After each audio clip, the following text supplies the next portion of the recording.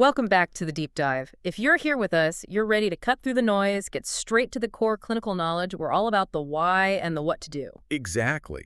And today, we've got a really substantial topic.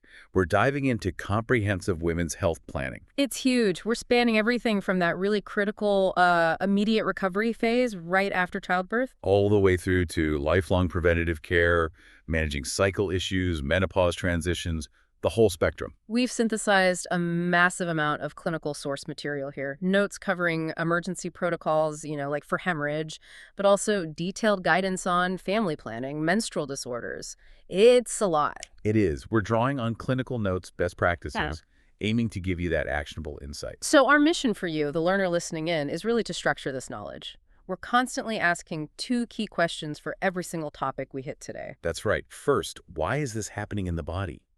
We need to get the pathophysiology, the rationale down, Pat. And second, what will be done about it? So what are the essential interventions, the meds, the preventative steps you need to know? Yeah, and we've structured it logically. We'll kick off with the most immediate high-stakes situation, postpartum bleeding. Got to stabilize the patient first, right? Makes sense. Then we'll move into broader systemic recovery, touch on managing those chronic cycle issues, and wrap up with long-term preventative health and screening. Kind of a journey from crisis to maintenance. Okay, let's unpack this then. We're starting with probably the biggest, most frightening immediate concern after delivery, postpartum hemorrhage, PPH. Right, PPH, it's definitely a time-sensitive crisis situation. But, to really get why it's a crisis, you first have to understand the normal process, the thing that's supposed to happen to prevent it. And that process is called involution. Exactly. Involution, hashtag tag 1.1. Pathophysiology and definition. Why is this happening? Okay, so let's really define involution. What's the uterus actually doing? And how do we know physically that it's working like it should? So involution is this rapid physiological process where the uterus, which has become massive and stretched during pregnancy, contracts back down. Right. It needs to return to its non-pregnant size and position deep in the pelvis. Okay. Think about it. When the placenta detaches, it leaves behind this raw surface inside the uterus with large open blood vessels, just gaping. Right. That sounds like a setup for a major bleeding. It would be, except the good. body has this amazing mechanism. Well- The muscle fibers of the uterus itself contract very forcefully. They crisscross and act like, the sources call them living ligatures. They literally clamp down and squeeze those blood vessels shut. Wow. Okay, living ligatures. And how do we check this? We palpate the fundus, that's the top rounded part of the uterus. You feel it through the abdomen. If that fundus feels firm, like a hard grapefruit, and is positioned below the umbilicus, the belly button, that's generally considered acceptable. It tells you involution is happening correctly. Got it. So the danger, the PPH, happens when that clamping mechanism fails, when those living ligatures don't work. Precisely. That failure is what we clinically call uterine atony. Atony just means lack of muscle tone. The uterus stays relaxed, soft, kind of boggy. Why would these incredibly strong muscles suddenly fail after doing the massive job of delivery? What makes them go boggy? Well, the source material points to a few main reasons, and Yeah. they mostly boil down to the muscle being either overstretched or just plain exhausted. Okay. So think about conditions that really expanded the uterus more than usual if the mother carried twins or triplets Right, multiples. or delivered a particularly large baby, what we call large baby habitus, Right. or even if labor was very long, or if oxytocin, the drug used to induce or augment labor, was used for a prolonged period. So the muscle just gets fatigued. Exactly. It's worked so hard, it just can't muster that sustained, forceful contraction needed to clamp down effectively after the placenta's out. Okay, that makes sense. Now, this leads us to something the sources really stress, and it sounds almost too simple to be such a major risk. The bladder connection. How does needing to pee essentially lead to a hemorrhage? It sounds mundane, but it's critical. It's pure mechanics. A full bladder sits right in front of the uterus in the pelvis. Right. When that bladder fills up with urine, it physically pushes the uterus upwards and often off to the side, usually the right. Okay. This displacement is the problem. The uterus needs to be in its proper midline position in the pelvis to contract down efficiently when it's pushed up and out of the way by a full bladder. It can't contract properly. Exactly. The muscle fibers relax, they become boggy, and those living ligatures loosen their grip on the blood vessels. And that leads directly to bleeding. Directly. It's Yeah. a mechanical displacement that causes functional failure. And the scary part is how fast this can happen. A boggy uterus can lead to massive, life-threatening blood loss in just minutes. It really highlights why we have to be so vigilant about bladder status. Hashtag tag 1.2, signs and symptoms. What do I see in my patients? Okay, so PPH is an emergency. Time is critical. What are the absolute must-do assessments? The non-negotiables. Two things. Always assess together and frequently. The amount of bleeding and the state of the fundus. You need both pieces of the puzzle, fast. Let's start with the fundus. What are the red flags we're feeling for? First and foremost is the texture, the tone. If you palpate that fundus and it feels soft, mushy, boggy, that's the biggest warning sign for atony. It means the muscle isn't contracted. Okay, boggy is bad. What else? Second is its position, height, and deviation. You need to measure where it is relative to the umbilicus. Is it at the umbilicus, 1 finger breadth below, 2 above? And is it midline or off to one side? And what's the classic sign of trouble here? The classic warning sign, often linked to that full bladder, is finding the fundus deviated, usually to the right, and positioned higher than expected, maybe 2 or 3 centimeters above the umbilicus. So high and to the right often means full bladder or something else. It can also mean the uterus itself is filling with blood from the hemorrhage. The accumulating blood can also displace the uterus upwards and to the right. Either way, high and deviated is a major red flag demanding immediate action. Got it. Now, assessing the bleeding, you mentioned quantity. We can't just guess, right? Especially when things get stressful. Absolutely not. Mm-hmm. Eyeballing blood loss is notoriously inaccurate and dangerous. You have to quantify it. The sources are clear. Any significant bleeding needs to be weighed. How do you do that practically? The catchback technique. Yeah, basically you collect everything that's saturated, the perineal pads, the underpads or chucks, any blood-soaked linens. You weigh them, subtract the known dry weight of those items, and that gives you a pretty accurate measure of blood loss. The general rule is 1 gram of weight equals about 1 milliliter of blood. Okay, so weighing gives objective data. That's crucial. Crucial for deciding how severe the hemorrhage is and how fast it's progressing. Now, there's a really important diagnostic point here. How do we tell if the bleeding is coming from that boggy atonic uterus versus a physical tear or laceration? This is a key distinction because the management is totally different. Think internal muscle problem versus surgical repair problem. The key is the fundus. If you assess the fundus and it is firm, hard, contracted, doing its job, but you still see continued, often bright red bleeding. Then it's not the uterus failing to contract. Right. The uterus is clamped down, so the bleeding must be coming from somewhere else. The most likely culprit is a physical tear. Mm-hmm. A laceration could be high up on the cervix, maybe hard to see, or tears on the labia or perineum. And the type of bleeding might look different? Generally, yes. Mm. Atony bleeding is often described as a steady ooze, maybe darker red, sometimes with clots because the uterus isn't clamping effectively. Mm. Laceration bleeding is typically brighter red, sometimes arterial, and might be a more continuous flow that doesn't stop even when the uterus is firm. Okay, firm fundus plus bright bleeding, it kills suspect laceration. That's the main takeaway. Requires a different intervention, usually inspection and suturing. And one last subtle sign related to the normal postpartum discharge, the lochia. Right, lochia. Yeah. This is a normal vaginal discharge after birth. It follows a predictable pattern. Starts as lochia rubra, bright red, mostly blood for the first few days. Then it transitions to lochia serosa, pinkish brown, more watery for about a week or so. And finally, lochia alba, yellowish white, mostly mucus and cells, which can last a few weeks. So what's the warning sign here? The progression should always be forward. Rubra to serosa to alba. It should never go backwards. If a patient was already into the serosa or alba stage and suddenly starts having bright red, rubra-like bleeding again, That's a problem. that's a definite red flag. It signals a complication, maybe late postpartum hemorrhage, maybe retained placental fragments, something causing new bleeding. It needs immediate investigation. Hashtag 1.3, nursing interventions. What will I do about it? Okay, we understand the risks, we know the signs. Let's talk action. What's the absolute #1 priority intervention, especially hitting that root mechanical cause we discussed? Managing the bladder. Preventing bladder distension is paramount. You have to be almost aggressive about making sure the patient voids frequently. It starts with education. Teaching the mother, hey, you need to try and use the bathroom every 2 to 3 hours, especially these first 24 hours, even if you don't feel that really strong urge to go. Because the sensation might be dulled after delivery or an epidural. Exactly. So you can't rely on her feeling the urge. You need a schedule. But what if she tries and just can't go? The sources mention this is common, especially after C-sections, where they need to void within about 6 hours after the Foley catheter comes out. What tricks can we use before jumping to recatheterize? Yeah, you definitely want to try non-invasive measures first. We use sensory and physical cues to kind of jumpstart that voiding reflex. Like what? A classic one is pouring warm water over the perineum while she's on the toilet. The warmth helps relax the muscles and often stimulates the urge. Okay. Getting the patient up and walking ambulation is huge. Gravity helps, movement helps. Makes sense. Sometimes simple sensory tricks work. Running water in the sink nearby, offering her some warm tea or fluids. Sound and warmth cues? Right, and positioning can help too. Sometimes having her lie on her side and gently separating the buttocks can relieve pressure and make it easier to initiate voiding. So try all those first.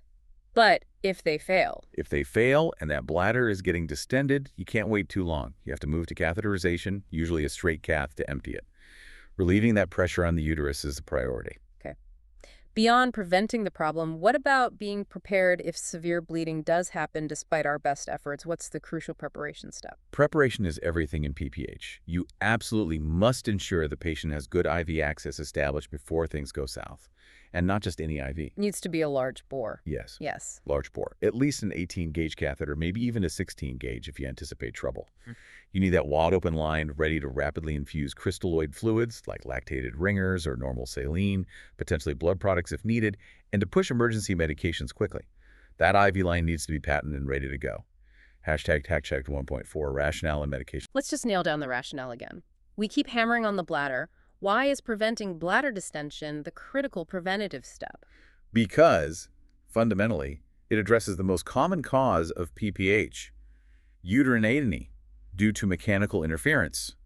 A full bladder physically gets in the way of the uterus. It slows down involution. It promotes that boggy state. So emptying the bladder removes that barrier. Exactly. It gives the uterus the physical space and the proper anatomical position it needs to contract down effectively and clamp off those blood vessels.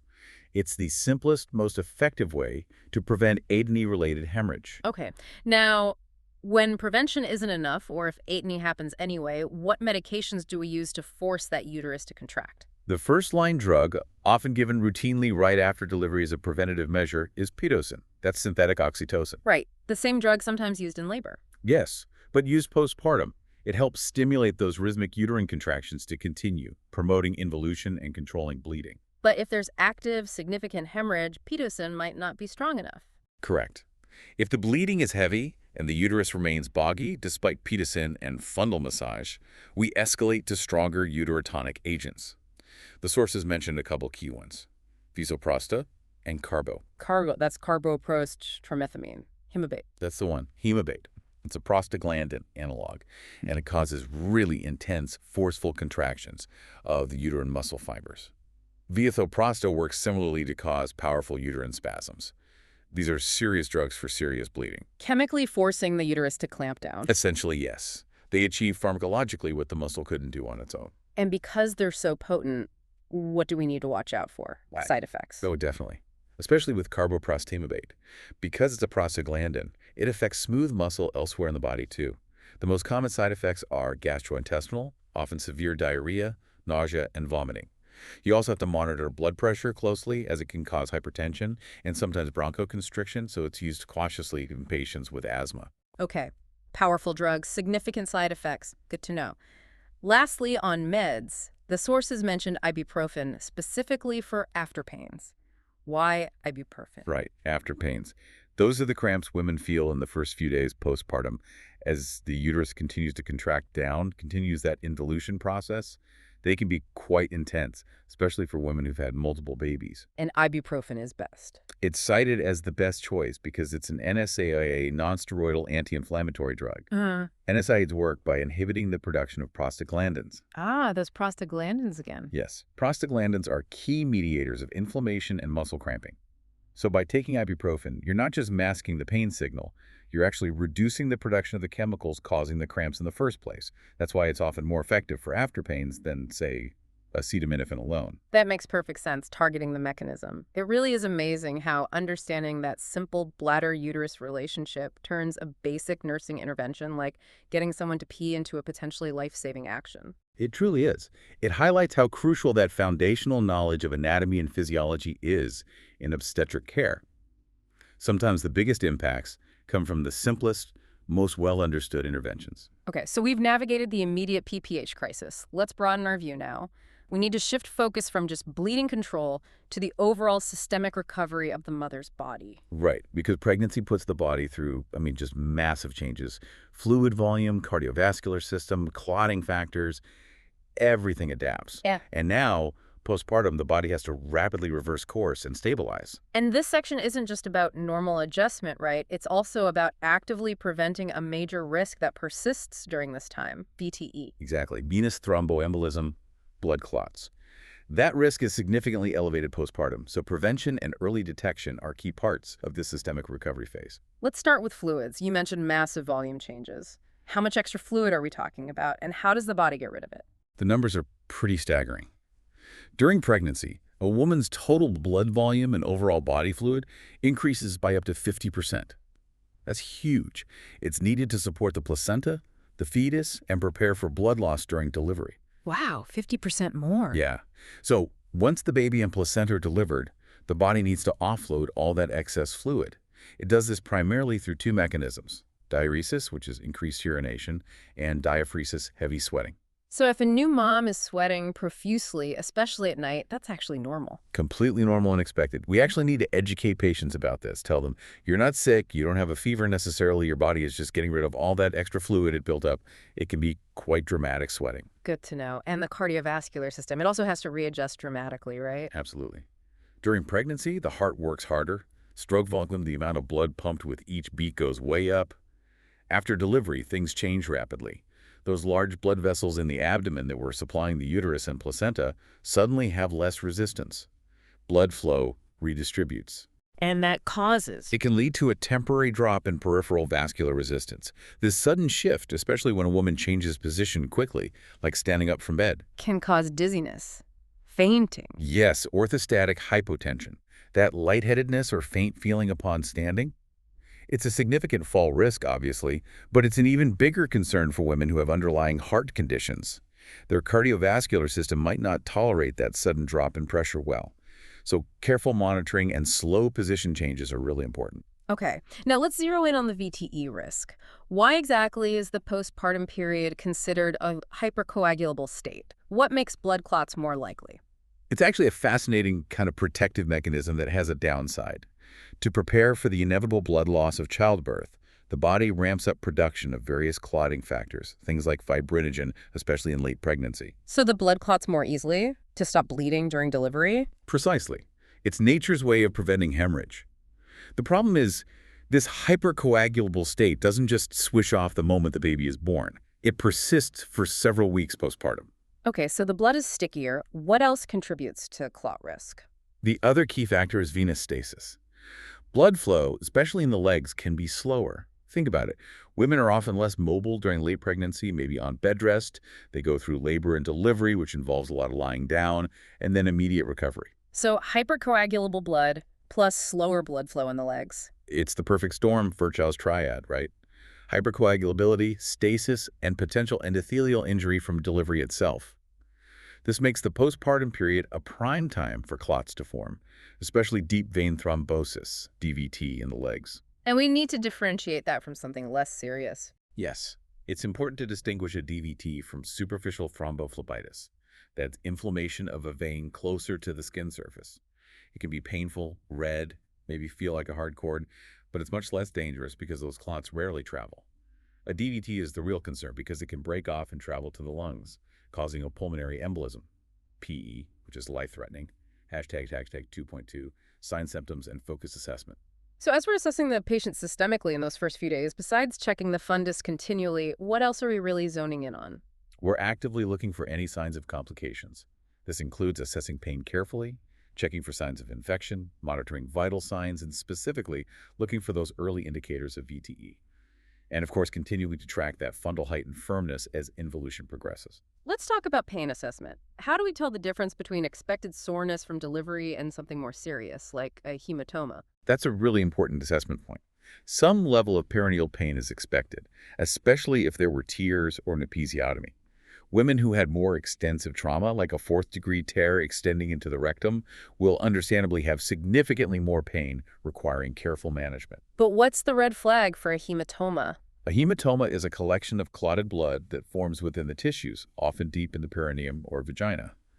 The hallmark sign is severe, localized pain that often feels out of proportion to the visible injury. The patient might describe intense pressure, a feeling of fullness, or just unrelenting pain that isn't relieved by standard measures. And you might be able to feel it. Sometimes, yes, you might palpate a firm, tender, often purplish swelling. If a patient reports that kind of disproportionate escalating pain, you absolutely have to suspect a hematoma and investigate further, as it might need drainage. Okay. The assessment also needs to look ahead, right, to things like breastfeeding success. Definitely. A basic lactation assessment is part of routine postpartum care.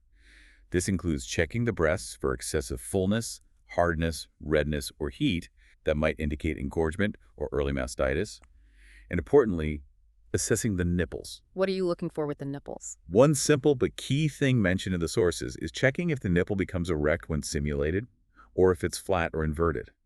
An inverted nipple generally makes it easier for the baby to latch properly. Identifying flat or inverted nipples early allows for interventions, like using nipple shields or teaching specific latch techniques to support breastfeeding success. Good point. Now back to VTE signs. How do we physically tell the difference between that less worrying superficial clot and the dangerous DVT? Okay, superficial thrombophlebitis usually presents as something you can see and feel fairly easily.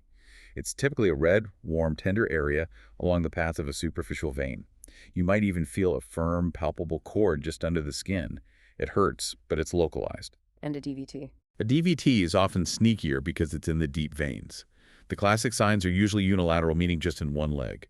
Look for swelling of the calf or entire leg, redness, increased warmth compared to the other leg, and maybe tenderness, especially in the calf, though Homan sign is unreliable. Sometimes there's a low-grade fever. So one leg suddenly looking different is the big clue. Yes, unilateral changes are the key red flag for DVT. The pain might not even be severe initially, which is why any unilateral leg swelling postpartum demands immediate attention and investigation. Hashtag tag 2.3. Nursing interventions.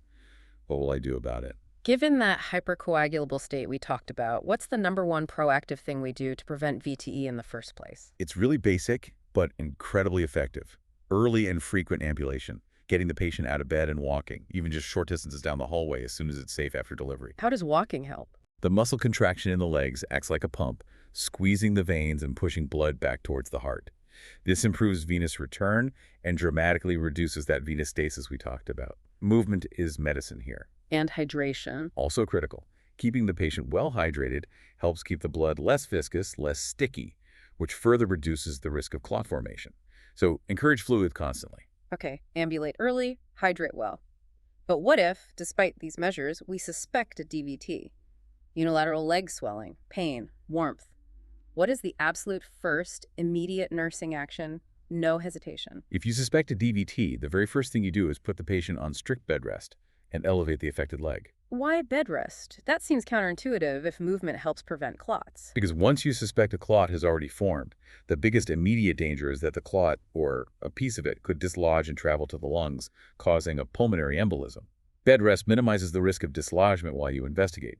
Elevation helps reduce swelling and improve venous return passively. So bed rest, elevate the leg, then what? Then you immediately notify the physician or healthcare provider. They'll order diagnostic tests, usually a venous Doppler ultrasound of the leg, to confirm whether a DVT is present and determine its location and size. And if it is confirmed, what's the typical medical treatment? Once a DVT is confirmed and the patient is stabilized, meaning no signs of PE, anticoagulant therapy is usually started. This typically involves heparin, often initially as an IV infusion, or low molecular weight heparin injections. The goal isn't to dissolve the clot, but to prevent it from getting bigger and prevent new clots from forming, allowing the body's own systems to gradually break down the existing thrombus over time. Okay, crucial steps for suspected VTE. Let's shift gears to another common issue. Bowel management. Constipation seems like a huge problem after delivery. It really is. Bowel function tends to slow down during pregnancy due to hormones, and then you add potential dehydration from labor, pain medications, fear of straining against stitches. It's a setup for constipation. And straining is bad, especially with tears or an episiotomy. Exactly. Straining puts immense pressure on the pelvic floor and any repairs, causing pain and potentially delaying healing. The sources emphasize intervening if a patient hasn't had a bowel movement by day 3 postpartum. So what are the interventions, besides the ambulation and hydration we already mentioned? Increasing dietary fiber is key, encouraging fruits, vegetables, whole grains. Raw veggies are specifically mentioned, and very commonly, stool softeners like docusate sodium chelase are prescribed prophylactically to make bowel movements easier and less painful, reducing the need to strain. Makes sense. Now, just general comfort measures, dealing with perineal pain from lacerations or soreness. Any practical tips we can teach patients? Yes, empowering them with simple techniques helps a lot. One great tip mentioned is teaching the patient to physically squeeze their buttocks together before they sit down. How does that help? It helps support the perineum and reduces stretching and direct pressure on the sore or stitched areas as they lower themselves. Simple, but effective. What else? Standard comfort measures include applying ice packs or padsicles, frozen sanitary pads, to the perineum frequently in the first 24 hours to reduce swelling and numb the area. After 24 hours, warm sitz baths can be soothing. Using a peri bottle with warm water to cleanse after urinating instead of wiping is gentler. And topical anesthetic sprays, like those containing benzocaine or lidocaine, can provide temporary relief. And keeping the area clean is vital, right? Absolutely. Meticulous perineal hygiene is crucial to prevent infection, especially with the ongoing lochia flow. Changing pads frequently, cleansing front to back. Okay. What about moms who choose not to breastfeed and need to suppress milk production? For milk suppression, the key principles are avoiding nipple stimulation and using compression and cold. So things like, Wearing a snug, supportive bra like a sports bra continuously, 2 under 4/7. Applying ice packs to the breast helps reduce swelling and discomfort. And interestingly, the sources mentioned the traditional use of placing chilled cabbage leaves inside the bra. cabbage leaves? Really? Yeah, it's an old remedy, but thought to have some anti-inflammatory properties, and the coolness helps. Plus, the shape fits well. Avoid heat and don't express milk, as that just stimulates more production. Fascinating. Okay, lastly for this section, just general well-being education points, things that might get overlooked. Yeah, a few important reminders. Reinforce rest, the old adage, sleep when the baby sleeps, is vital for recovery, not a luxury. Encourage very light, gentle exercises once cleared, like simple head lifts or pelvic tilts, just to start reconnecting with core muscles. Do you need anything else? And definitely educate them about postpartum hair loss. Many women experience significant, sometimes alarming, hair shedding a few months after birth due to hormonal shifts. Reassuring them that this is normal and usually temporary can prevent a lot of anxiety. Good point. It really does seem like so much of this systemic recovery comes down to those basics. Move, hydrate, rest, manage bowels, and know what's normal versus a warning sign. Exactly. Consistent application of these fundamentals goes a long way in preventing complications like VTE and promoting a smoother overall recovery. All right, we've navigated the immediate postpartum storm and the initial systemic recovery. Now let's pivot our focus. We're moving beyond acute care into the longer-term landscape of women's reproductive health. Right. This means looking at common issues related to the menstrual cycle itself, chronic pain conditions like endometriosis, and eventually that major life transition, menopause. These are conditions that can affect quality of life for years, sometimes decades. So understanding the why and what to do here is crucial for ongoing management. Precisely. The goal shifts from immediate stabilization to long-term symptom control and health maintenance. Hashtag tag 3.1. Dysmenorrhea, painful periods. Let's start with a really common one. Painful periods or dysmenorrhea. What's the definition here? The basic why. Okay, so we're talking primarily about primary dysmenorrhea. This means pelvic pain that occurs with menstruation, but without an underlying disease or pathology causing it. It's basically inherent to the process for some women. And what causes that inherent pain? It's largely attributed to the release of prostaglandins from the uterine lining, the endometrium, as it breaks down during menstruation. These prostaglandins cause the uterine muscle to contract, sometimes very intensely, which reduces blood flow and causes cramping pain. Ah, prostaglandins again. They seem to pop up everywhere. They're key players in inflammation and smooth muscle contraction, yeah. Clinically, primary dysmenorrhea often shows up relatively soon after menstruation starts regularly. The sources say typically 1 to 3 years after ovulation becomes established, so it's most common in late teens and early 20s. And we should also mention Mittelschmerz. Right. That's important to differentiate. Middle Schmerz is also cyclic pelvic pain, but it happens mid-cycle, right around the time of ovulation. It's thought to be caused by follicular swelling or rupture or peritoneal irritation from the fluid released with the egg. It's usually shorter-lived than menstrual cramps. Okay. So for primary dysmenorrhea, what are the classic signs and symptoms? It's that characteristic cramping pain, usually felt low in the abdomen, maybe radiating to the lower back or thighs. But it's often not just cramps. Many women experience systemic symptoms too, things like nausea, sometimes vomiting, maybe loose stools or diarrhea, headache, fatigue, dizziness. And the timing is key. Yes, the timing is crucial for diagnosis. The pain typically starts just before or right as the menstrual flow begins, and it usually lasts for a defined period, often peaking in the first 24 hours and lasting maybe 48 to 72 hours total. Got it. Now, interventions and meds. The sources really emphasize something critical about using NSAIDs.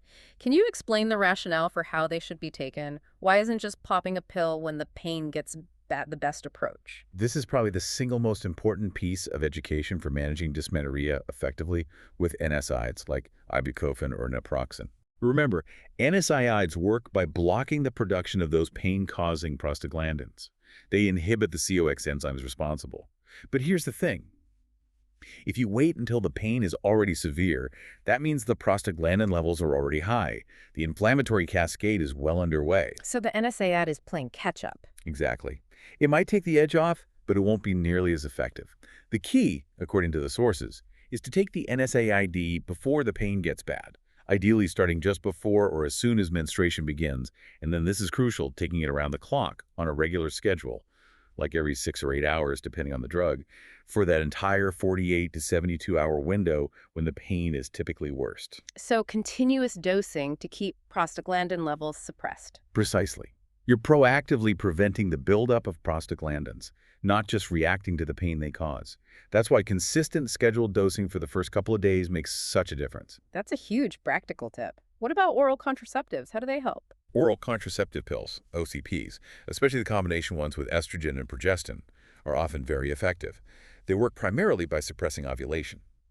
If you don't ovulate, the hormonal fluctuations are different, and the endometrial lining often doesn't build up as thickly. Less lining means. Less tissue to break down, which means less prostaglandin release, and therefore significantly less cramping for many women.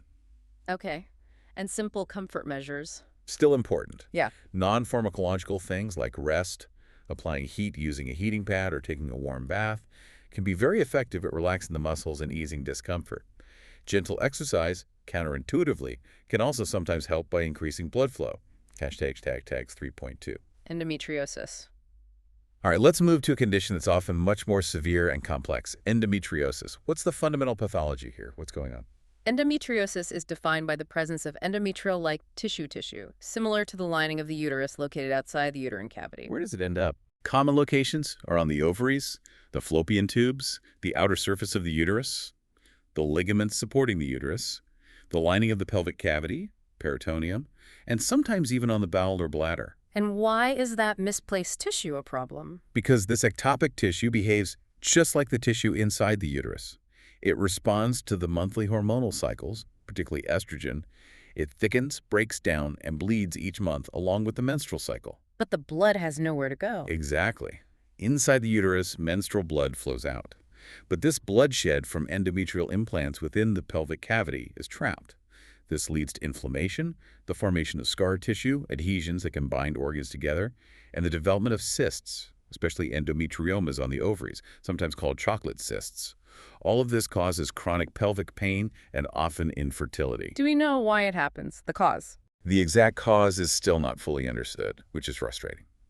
The most widely accepted theory is retrograde menstruation. The idea that some menstrual blood flows backward through the fallopian tubes and into the pelvic cavity, carrying endometrial cells that then implant and grow. But genetics, immune factors, environmental factors likely play roles too. And who does it typically affect? It often affects women in their 30s and 40s, although it can start earlier. It seems more common in women who have never given birth, mulliparous, or those who are experiencing difficulties with fertility. There's often a diagnostic delay because symptoms can overlap with other conditions. How does the pain profile typically differ from simple dysmenorrhea? Is it just worse or different in quality? It's often both.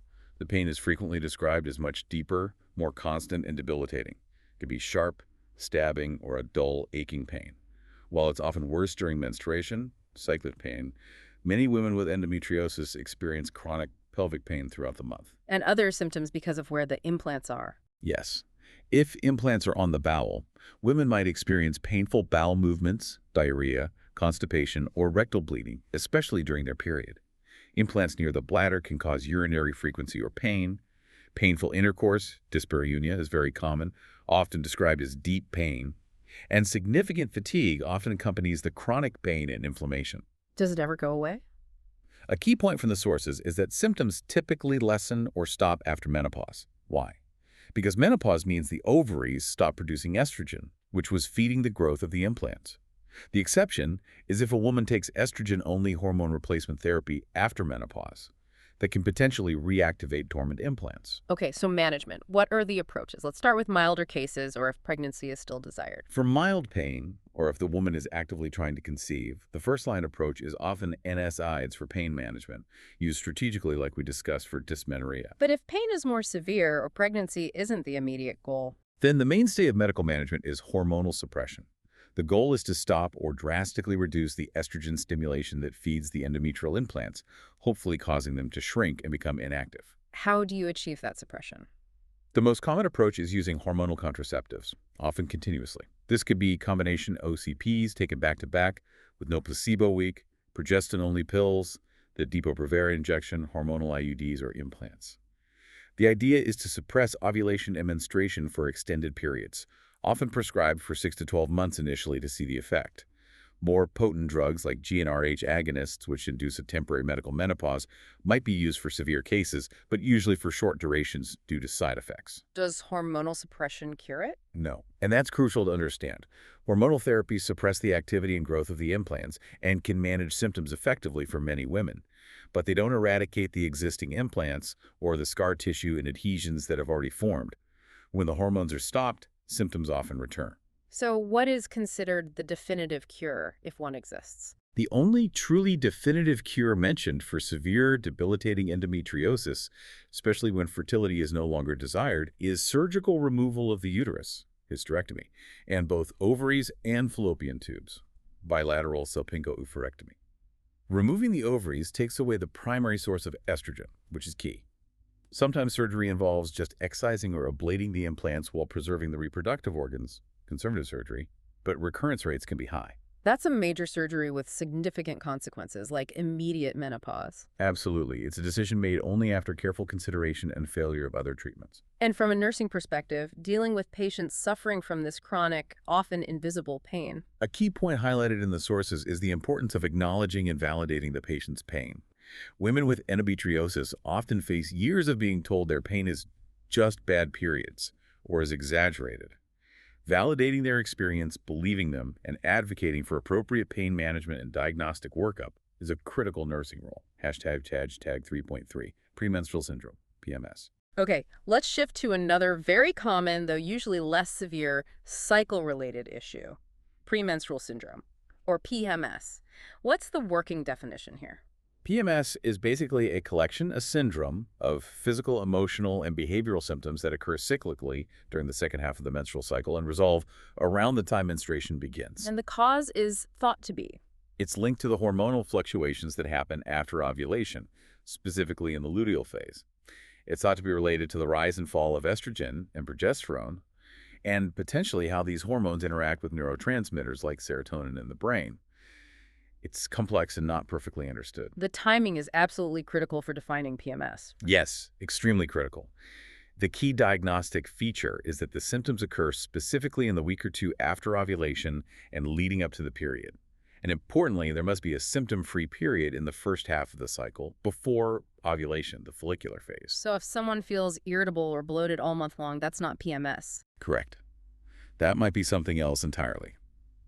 True PMS has that clear cyclic pattern tied to the luteal phase. And the range of symptoms is notoriously wide. Incredibly wide. It really varies from woman to woman. Physical symptoms can include things like headache, bloating, fluid retention, breast tenderness or swelling, cramps, though usually less severe than dysmenorrhea, joint or muscle aches, fatigue, changes in appetite, often specific food cravings. Hello, chocolate. And the emotional and behavioral side. That's often the most distressing part for many women. Symptoms can include depression, anxiety, irritability, feeling overwhelmed, mood swings, difficulty concentrating, changes in sleep patterns, insomnia or sleeping too much, social withdrawal. Management usually focuses on lifestyle first. Often, yes. Things like regular exercise, stress management techniques, dietary changes, reducing caffeine, salt, sugar, increasing complex carbs, getting enough sleep. If symptoms are severe and debilitating, sometimes called premenstrual dysphoric disorder or PMDD, then medications like SSRIs, antidepressants, or sometimes hormonal contraceptives to regulate the cycle might be considered. Hashtag 3.4, menopause and hormone replacement therapy, HRT. Okay, let's move to the final major reproductive transition, menopause. Defined basically as the cessation of menstruation. What are the key physiological changes happening in the body as estrogen levels decline permanently? The loss of estrogen impacts tissues throughout the body, but some effects are particularly prominent. One major area is the genitourinary system. We see atrophic What does vaginitis. that look like? The vaginal lining becomes thin, pale, and dry because estrogen is needed to maintain its thickness and lubrication. The labia might also appear thinner. This dryness and thinning often leads to dyspareunia, which is pain during intercourse. And it affects the urinary tract too. Yes, the urethra and bladder tissues also rely on estrogen for tone and health. Loss of estrogen can lead to loss of urethral tone, which can contribute to urinary incontinence or urgency. It also makes the tissues more fragile and susceptible to infection, leading to more frequent episodes of cystitis or bladder infections that's sometimes called atrophic cystitis. What about other systemic changes? Hot flashes. Right. Vasomotor instability is the hallmark symptom for many women. Those sudden feelings of intense heat, often starting in the chest and spreading up, accompanied by sweating and sometimes palpitations. We call them hot flashes, or if they happen at night, night sweats. The exact cause is still debated, but involves the hypothalamus and temperature regulation being disrupted by estrogen withdrawal. And changes in the breasts? Yes, the breasts tend to become smaller and less dense as the glandular tissue atrophies and is replaced by fat. Beyond the physical, the psychological impact can be significant too. Absolutely. It's a complex emotional time. Some women feel a sense of relief, maybe freedom from periods or pregnancy worries, but others experience it as a loss of fertility, a marker of aging. There can be grief associated with that. Everyone has to sort of come to terms with this new phase of life. And common psychological symptoms. These can range from mild to severe. Depression, anxiety, mood swings, increased irritability or agitation, difficulty concentrating, brain fog, insomnia, and fatigue are all commonly reported. It's crucial to assess and address the psychological impact, not just the physical symptoms. This naturally leads us to hormone replacement therapy, HRT. What's the basic idea behind HRT? The basic idea is simple.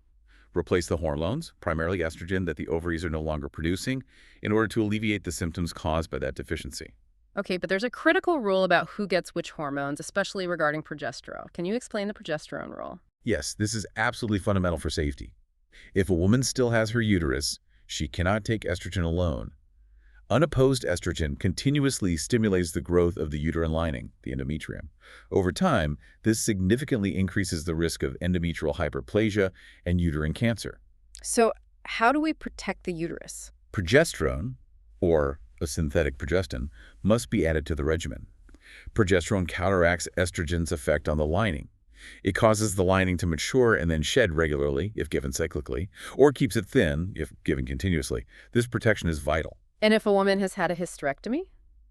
No uterus? Then she can safely take estrogen alone, because there's no uterine lining to worry about protecting. Makes sense. Estrogen for symptoms, add progesterone to protect the uterus if it's present. Now, are there situations where HRT is absolutely not an option? Contraindications. Yes, there are definite contraindications. The most critical one mentioned is a history of estrogen receptor positive, ER+, or progesterone receptor positive, PR+, breast cancer. Giving hormones could potentially fuel the growth of residual cancer cells. Other contraindications often include unexplained vaginal bleeding, active liver disease, or a history of blood clots, VTE, or stroke, as estrogen can slightly increase clotting risk, especially in oral forms. Okay. So for women who are candidates and choose HRT, what's the essential nursing education they need? It's quite comprehensive.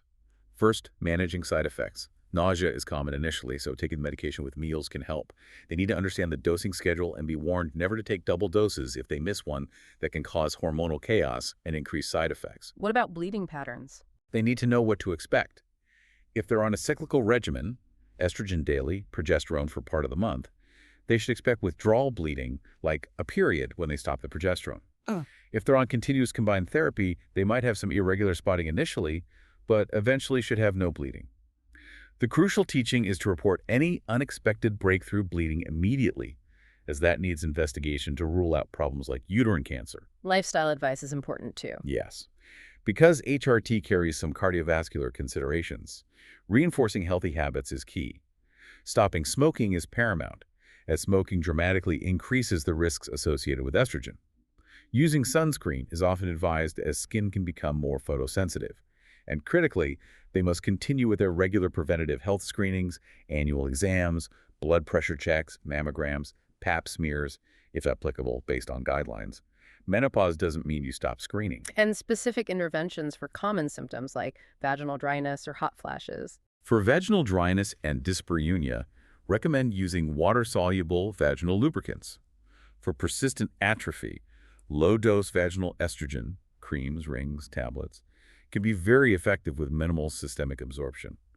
To help prevent the atrophic cystitis, increasing water intake is important to keep urine dilute and flush bacteria. Yeah. For hot flashes, besides HRT, practical tips include dressing in layers, avoiding triggers like caffeine or alcohol, and keeping the bedroom cool.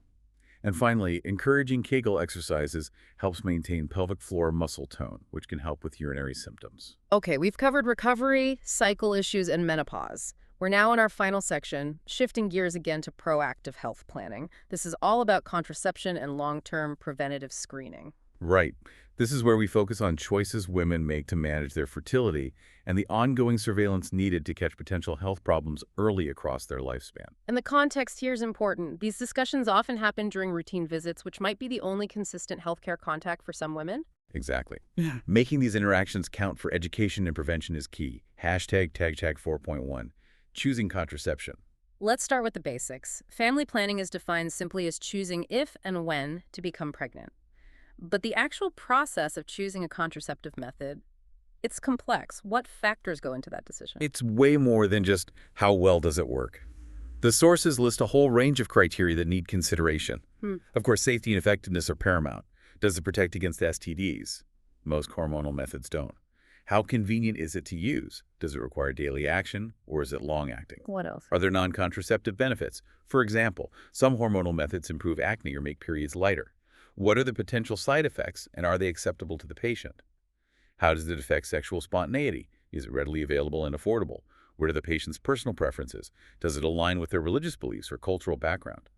And underlying all of this is the absolute necessity of informed consent, ensuring the patient truly understands the pros, cons, risks, and alternatives. That's a lot to weigh. And the sources noted that where women get their initial information can be problematic. Yeah, it's mentioned that friends, family members, or increasingly social media are often the first port of call for contraceptive info, which means healthcare providers have a huge responsibility to provide accurate, evidence-based, unbiased information to counteract potential myths or misinformation circulating out there. Okay, let's talk timing, specifically postpartum.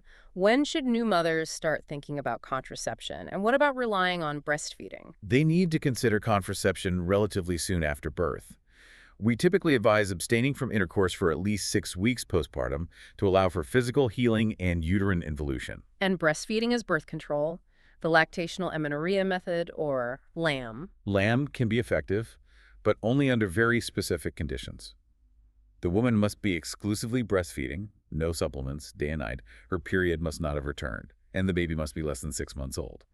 Even then, it's considered one of the least reliable methods overall. Why unreliable? Because ovulation can actually return before the first postpartum period. So a woman might be fertile without realizing it, especially if the frequency or duration of breastfeeding decreases. The bottom line is, relying solely on breastfeeding is risky if pregnancy is not desired. An additional reliable contraceptive method should be started much sooner. #tag 4.2. Hormonal methods and critical education. Let's dive into specific methods, starting with hormonal ones. Combination oral contraceptives, COCs, the ones with both estrogen and progestin. What's the crucial high-risk teaching for these, especially postpartum? COCs work mainly by suppressing ovulation and thickening cervical mucus. The big safety concern, particularly relevant postpartum, is thromboembolism blood clots. Because of the estrogen. Yes. Estrogen increases the body's production of clotting factors. Combine that with the already existing hypercoagulable state of the postpartum period. And the risk goes way up. Exactly. That's why the sources state COCs should be strictly avoided in the first month. Some guidelines say first 3-6 weeks postpartum. The risk of DVT and PE is just too high during that initial period. And other contraindications for COCs generally. Absolutely contraindicated for women over 35 who smoke. Also generally avoided in women with a history of blood clots, stroke, certain types of migraines with aura, uncontrolled hypertension, or known thrombogenic mutations. This leads directly to the critical warning sign mnemonic every user needs to know. AICS. Can you break down what each letter stands for? These are emergencies, right? Yes, AICS represents potentially life-threatening side effects, Yeah. mostly related to vascular events. Every user must know these and seek immediate medical help if they occur. A is for severe abdominal pain. Could signal a clot in the abdomen, liver problems, or gallbladder issues. Okay. C. C is for chest pain, severe, shortness of breath, dyspnea, or coughing up blood. These are classic signs of a pulmonary embolism, PE. This is the most urgent one. H. H is for severe headaches. Not just a regular headache, but sudden, severe, maybe worst ever headache. Could indicate a stroke, blood clot in the brain, or dangerously high blood pressure. Hypertension. Also includes associated neurological symptoms like weakness or numbness. E is for eye problems. Sudden vision loss, blurred vision, flashing lights. Could indicate a clot or hypertension affecting the vessels in the eye, or stroke. And finally, S. S is for severe leg pain, especially if it's unilateral, potentially with redness, swelling, warmth. The classic signs of a deep vein thrombosis, DVT in the leg. ACS. Absolutely critical education. Okay, what about progestin-only pills, POPs, the mini pill? Who are they good for? POPs contain only progestin, no estrogen. This makes them a great option for women who can't take estrogen, like those who are breastfeeding. Progestin doesn't affect milk supply. Smokers over 35, or women with certain medical contraindications to estrogen. How do they work differently? They primarily work by thickening the cervical mucus, making it harder for sperm to get through. They don't consistently suppress ovulation as reliably as COCs. And that means? That means timing is absolutely critical for effectiveness. POPs must be taken at the exact same time every single day. Even being off by just a few hours, often more than 3 hours for most POPs, can reduce their effectiveness significantly. Compliance has to be perfect. Good to know.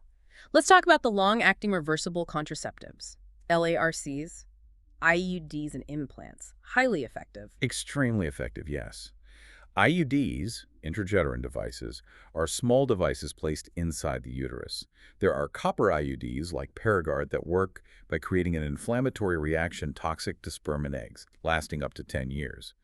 And hormonal IUDs, like Mirena Kylena, release progestin locally, thickening mucus, thinning the lining, and sometimes suppressing ovulation, lasting 3 to 8 years depending on the type. And implants. The contraceptive implant, Nextla in many places, is a small, flexible rod containing progestin that's inserted just under the skin of the upper arm. It works similarly to hormonal IUDs by releasing progestin continuously and is effective for 3 years. The big advantage of LARCs. Besides being highly effective and convenient, set it and forget it, a major plus is that fertility typically returns very quickly once the device is removed. There's usually no delay. Okay. Lastly, for hormonal methods, the injection, Depo-Provera. What's the key info here, especially the major risk? Depo-Provera is an injection of long-acting progestin given every 3 months. It's very effective. However, the major concern highlighted in the sources is its effect on bone mineral density. It decreases bone density. Yes, studies show it can lead to a significant loss of bone density, particularly with prolonged use. Because of this risk of osteoporosis later in life, it's generally recommended that Depo-Provera not be used continuously for longer than 2 years unless other methods are inadequate. So what's the crucial counseling point for women using it? They absolutely must be counseled on ways to mitigate this risk. That means ensuring adequate intake of calcium and vitamin D through diet or supplements, and engaging in regular weight-bearing exercise, like walking, running, weightlifting, to stimulate bone health. And anything else unique about Depo? Yes, another important point is the potential delay in return to fertility after stopping the injections. It can take several months, sometimes up to a year or even longer, for regular ovulation and fertility to resume. Women need to know this if they plan to conceive soon after stopping. Tag 4.3. Barrier, surgical, and natural methods. All right, moving away from hormones, let's talk barrier methods. Condoms, male and female, what's their unique advantage? Their huge advantage is STD protection. Besides abstinence, condoms are the only method that provides significant protection against sexually transmitted infections. That's a massive public health benefit. And a key teaching point about using them. An important practical tip mentioned is not to use male and female condoms together at the same time. The friction between them can increase the risk of tearing or slippage for both, actually reducing effectiveness. Use one or the other. Good tip. What about the diaphragm and cervical cap? These require fitting, right? And there's a specific postpartum rule for the diaphragm. Yes, both the diaphragm and cervical cap are barrier methods placed inside the vagina to cover the cervix. They require a fitting by a healthcare provider to ensure the correct size. They are most effective when used with spermicide jelly or cream applied before insertion. And the postpartum rule. Because the vagina and cervix undergo significant changes in size and shape after childbirth and during involution, a diaphragm should not be used during the first 6 weeks postpartum. It simply won't fit correctly or be effective. A woman would need to be refitted after that 6-week mark if she wants to use this method. Okay. For people seeking permanent contraception sterilization, let's compare female versus male procedures. Tubal ligation. Female sterilization, or tubal ligation, getting tubes tied, involves blocking or cutting the fallopian tubes to prevent the egg from meeting sperm. It's often done conveniently right after a C-section or within 24-48 hours of a vaginal delivery while the woman is still in the hospital. Post-op considerations. Post-op teaching includes avoiding strenuous activity, heavy lifting, and intercourse for about a week, and watching for signs of infection. It's considered permanent immediately. And male sterilization, vasectomy. A vasectomy involves cutting or blocking the vas deferens, the tubes that carry sperm from the testes. It's a simpler, often office-based procedure compared to tubal ligation. But it's not effective immediately. Correct, and this is the most critical teaching point. Sperm can remain in the reproductive tract beyond the point of blockage for some time. So the man is not sterile right away. They must use a reliable backup contraceptive method until post-vasectomy semen analysis confirms there are 0 sperm present. This usually takes about 3 months and several ejaculations. Crucial difference. Post-op for vasectomy. Usually involves ice packs to the scrotum, wearing supportive underwear, scrotal support, for about 48 hours, and avoiding strenuous activity for about a week. What about emergency contraception, EC, if primary methods fail or aren't used? There are a couple of main options. The most well-known is the morning after pill, like Plan B one-step. This contains a high dose of progestin, levonorgestrel, and is most effective the sooner it's taken, ideally within 72 hours, 3 days, of unprotected intercourse. It's available over the counter without a prescription in many places. Is there anything more effective? Yes. The copper IUD is actually the most effective form of emergency contraception. If inserted within 5 days, 120 hours, of unprotected intercourse, it's over 99% effective at preventing pregnancy. It works by preventing fertilization and possibly implantation. Plus, it can then be left in place for long-term contraception. Tag 4.4. Preventative screening and immunizations. Okay, last topic area. Preventative screening and immunizations. The sources really framed the annual well woman visit as something more, like a crucial assessment window. Can you elaborate on that idea? Yeah, the point being made is that for many women, particularly younger, healthier women, that annual GYN visit might be the only time they see a healthcare provider all year long. So it's a unique opportunity. A huge opportunity, and therefore a responsibility. It means that visit can't just be about contraception or a quick pelvic exam. It needs to be leveraged for comprehensive preventative health screening. We need to use that window to assess for risks beyond just reproductive health, things like heart disease risk factors, blood pressure, cholesterol, screening for common cancers, breast, cervical, colorectal based on age, assessing bone health, osteoporosis risk, checking for hypertension, screening for diabetes. It becomes a vital primary care touchpoint. So what are the key screenings specifically highlighted for women's health? Let's start with the Pap smear. The Pap smear, or Pap test, is the primary screening tool for cervical cancer. It involves collecting cells from the cervix to look for abnormal changes caused by human papillomavirus, HPV, which causes most cervical cancers. Guidelines for frequency vary based on age and history, but it's a cornerstone of prevention. And important preparation for an accurate Pap. Yes. For the best sample quality, women should be advised to avoid intercourse, douching, or using any vaginal creams or medications for 48 hours before the test. And the test generally shouldn't be done during active menstruation, as heavy blood can interfere with interpreting the cells. Okay. Breast cancer screening, mammograms, and self-exams. Mammograms are X-rays of the breast used to detect early signs of breast cancer. Current guidelines generally recommend starting yearly mammograms around age 45 or 50 for average-risk women, potentially earlier for those at high risk. For example, strong family history, no genetic mutations like BRCA. And breast self-exams, BSE, still recommended. The emphasis has shifted slightly from formal, structured BSE to breast self-awareness.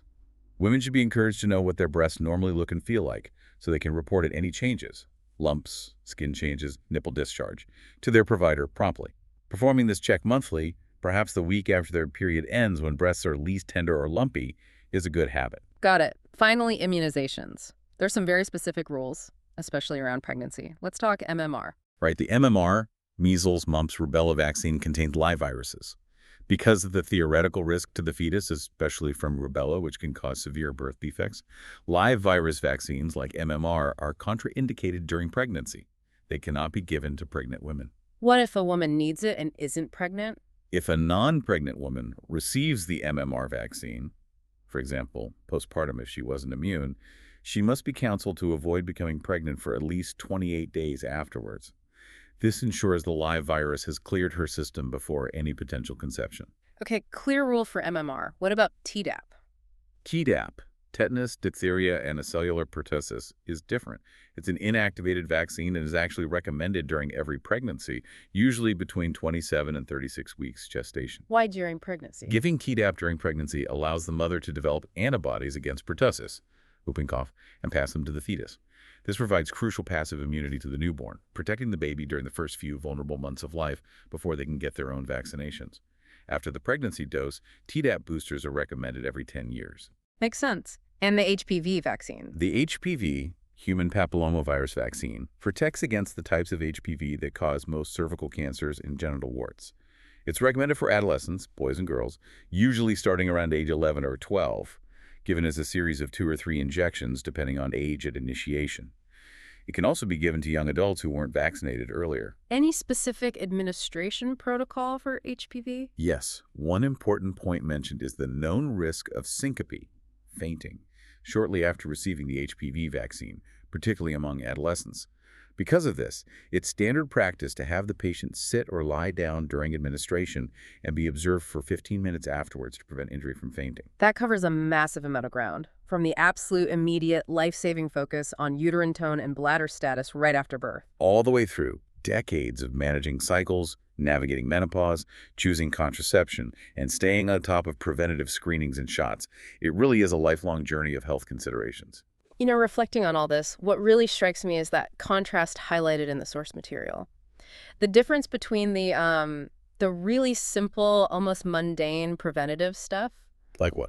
like telling someone to walk around after delivery, drink more water, eat some fiber, or even just that trick of squeezing your buttocks before sitting down to ease perineal pain. Basic, fundamental care. Right. Compared to The serious, high-tech, high-stakes interventions when prevention fails or isn't enough. Like needing immediate bed rest and leg elevation for a suspected DVT, starting heparin infusions, rushing someone for emergency surgery for a ruptured ectopic or severe hemorrhage. It's a stark contrast. The difference between routine nursing care focused on prevention and compliance and a full-blown medical emergency often hinges on whether those basic preventative steps were taken or effective. So what does this all mean for you listening in? I think it underscores how vital critical thinking is in this field. Women's health is incredibly dynamic. Seemingly small details matter immensely. Absolutely. A slightly distended bladder isn't just uncomfortable. It can directly lead to a life-threatening hemorrhage. Forgetting to take a progestin-only pill at the exact same time isn't just a minor slip-up. It can result in an unintended pregnancy. Understanding the why behind each recommendation, the pathophysiology, the mechanism allows you to truly prioritize the what to do and educate patients effectively. And that brings us to our final provocative thought for you to mull over. We talked about that annual visit potentially being the only comprehensive health assessment many women get each year. Right, that assessment window concept. So if that's the reality, how does that change the weight of responsibility for patient education on us as nurses and providers? Knowing that this single interaction, this 1 hour perhaps, might be the only chance that year to reinforce pap smear guidelines, explain the ACS warning signs for clots, discuss bone health for someone on depot, or screen for depression. It transforms that routine checkup, doesn't it? It's no longer just routine.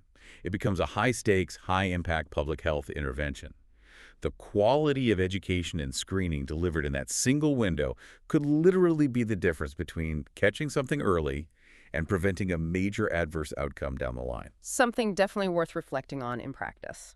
An excellent point to end on. Thank you for joining us on this comprehensive deep dive into women's health, from postpartum recovery through long-term planning.